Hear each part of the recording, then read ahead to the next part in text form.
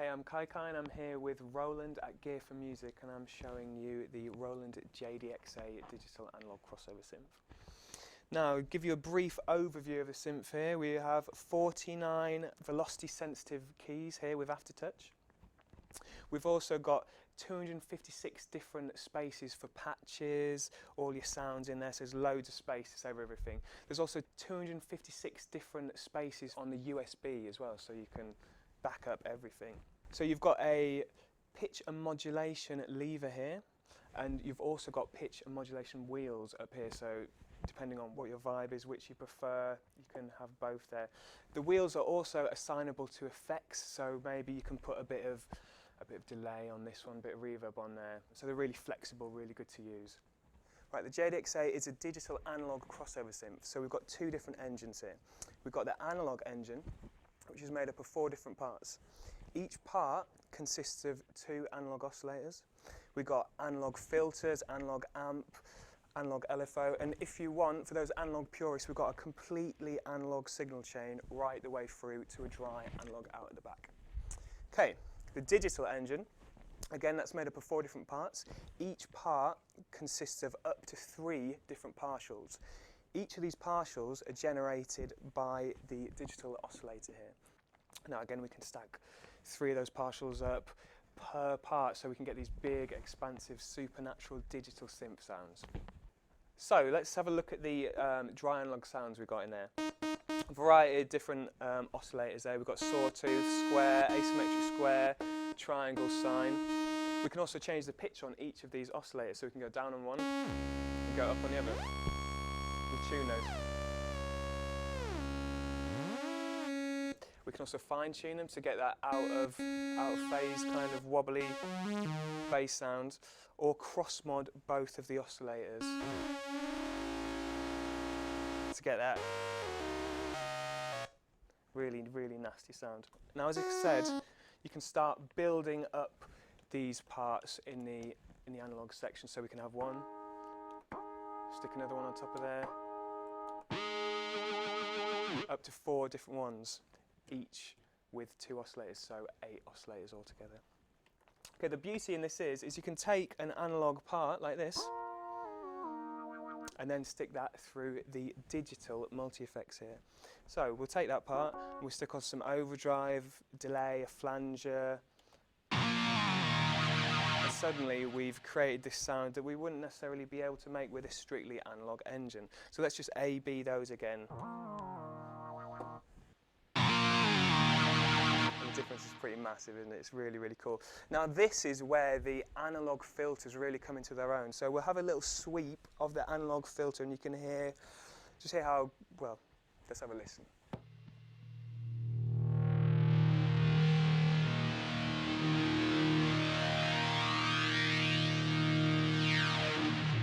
Really nice and warm. Let's check out the resonance as well.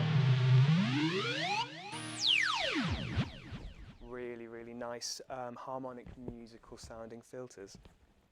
Okay, so have a look at the digital side of things. Now we have got digital supernatural polyphonic synths here, and each part is built up from up to 3 different partials generated from this digital oscillator. Now, just like the analog oscillator, we've got a variety of different waveforms here. We've got the sawtooth, square, asymmetric square, triangle and sine. We've also got the auxiliary one as well. So what we can do is we can start stacking up those partials to make a thicker sound. So we've got 1 in at the moment, 2, 3. And let's not forget that these 3 partials here only make up 1 of those digital parts. I mean, you can stack up 4 in total, so you can get these big, big, vast soundscapes. Let's have a look at some of these digital sounds.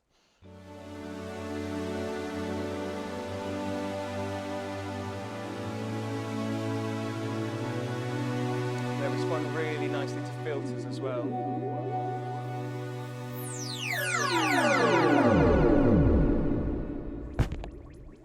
Beautiful.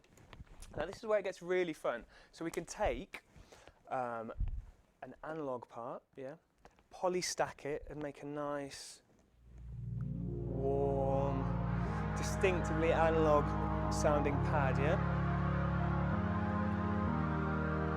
Maybe it's missing a certain something, that extra bit of fairy dust that we couldn't necessarily make with a purely analog engine.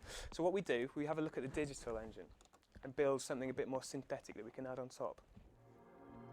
So again, we can build this up from 4 different digital parts. So essentially we're laying all of the 4 digital parts and we'll put them on top of the 4 analog parts to get this huge sound.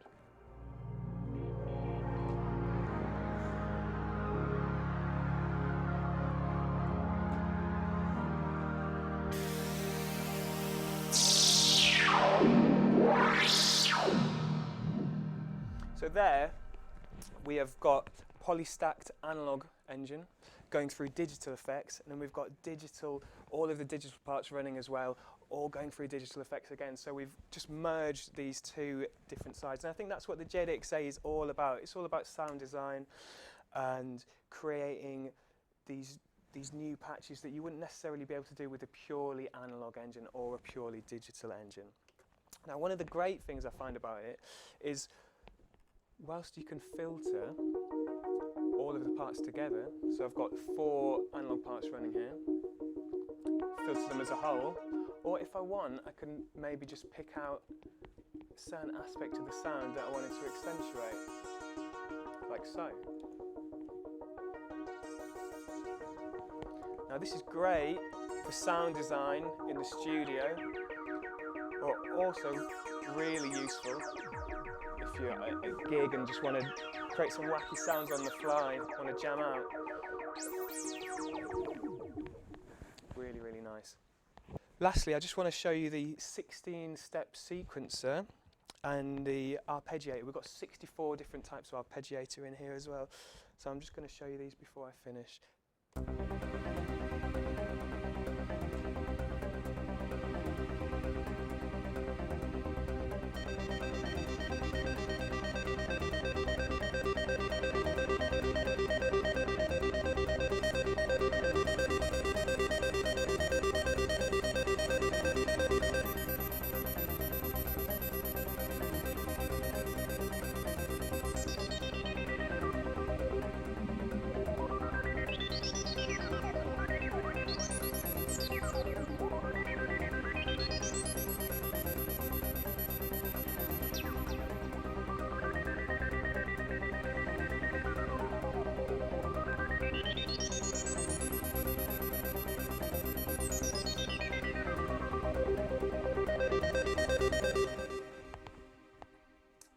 Thank you very much. That's been the Roland JD-XA.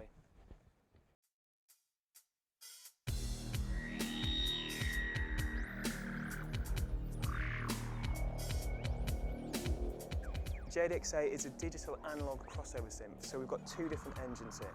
We've got the analog engine, which is made up of 4 different parts. Each part consists of 2 analog oscillators. We've got analog filters